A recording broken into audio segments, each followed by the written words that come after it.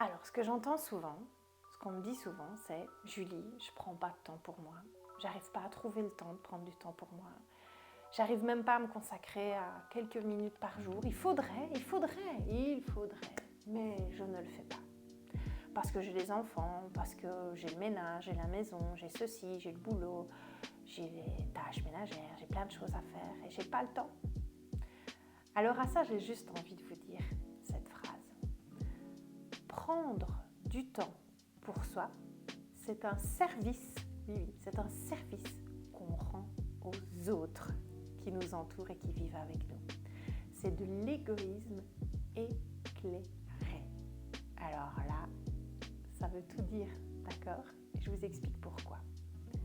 Parce que vivre au quotidien avec quelqu'un, que ce soit sa maman, sa compagne, d'accord, qui est toujours dans le speed, qui est « Allez vite, fille, on fait ça, allez hop, hop, hop, range ta chambre, fais ceci, va dans ta douche, mange, gna, gna, gna », qui sent mal dans sa peau, qui n'a jamais le sourire, qui n'est pas épanoui, qui n'est pas en bonne santé, qui est toujours en train de se dire « Oh, j'ai mal là, j'ai mal ceci, j'ai mal cela, ça ne va pas », qui est déprimé, qui a envie de rien faire ou qui ne se donne pas le temps de faire quoi que ce soit, parce qu'il faut, tout le temps, il faut, je dois faire ça, je dois faire ça, je dois faire ça. Et donc finalement, pour les personnes qui vivent avec cette personne-là, c'est pas épanouissant, c'est pas cool, c'est pas chouette, quoi. Tandis que de vivre avec quelqu'un qui est cool, qui fait les choses avec calme, qui prend du temps pour chaque chose, qui est plus sereine, qui n'est pas dans le speed, qui prend les choses avec du positif, qui a le sourire, qui est en pleine santé, qui bouge, qui se détend, qui évacue la pression, qui se défoule dans ses activités, dans ce qu'elle fait, plutôt que se défouler sur vous, parce qu'il y en a qui sont tellement à faire, et toujours dans le speed, et jamais dans l'épanouissement, que du coup, ils sont hyper stressés. Et c'est qui prend ? C'est les gens de l'entourage. Ils prennent la colère, ils prennent l'agressivité, ils prennent les remarques, le speed, le tchic, le tchac. Donc c'est pas agréable. Donc quelqu'un qui n'est pas épanoui et qui n'est pas bien, ça se répercute et ça reflète sur l'entourage. Donc quand je dis que c'est un service que vous rendez à votre entourage de prendre du temps pour vous, c'est vrai, c'est de l'égoïsme éclairé. Prenez le temps de faire du sport, par exemple, de bouquiner, de regarder une série, de prendre un bon bain, d'aller boire un verre avec des amis, d'aller faire une balade, mais quelque chose pour vous et uniquement pour vous, pas avec les enfants, pas avec le compagnon, quelque chose qui vous parle à vous, dans lequel vous vous épanouissez, dans lequel vous vous défoulez, dans lequel vous vous sentez bien. Et comment y arriver ? C'est très simple. Vous prenez une minuterie, par exemple, d'accord ?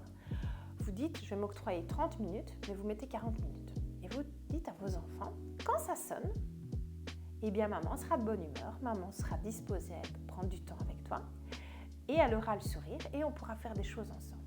Pareil avec votre compagnon. Je prends 30 minutes pour moi. Et après, tu verras, je serai tellement bien qu'on va pouvoir être bien ensemble. C'est mieux d'avoir un tout petit peu moins de temps, 30 minutes sur votre journée, avec vos enfants, avec votre compagnon, etc. Un petit peu moins, mais que les minutes que vous avez soient qualitatives, efficaces, épanouissantes et avec le sourire, que de finalement avoir plein de minutes et qu'elles soient toutes faites dans la mauvaise humeur, dans le stress, dans la tension, dans le reproche et dans le mal-être. J'ai raison, non ? J'ai raison. Tu valides là à la maison. Donc, prenez cette minuterie, dites-le, voilà, maintenant, maman, ou je prends du temps pour moi et on se revoit dans 20-30 minutes et ce sera super épanouissant, super cool.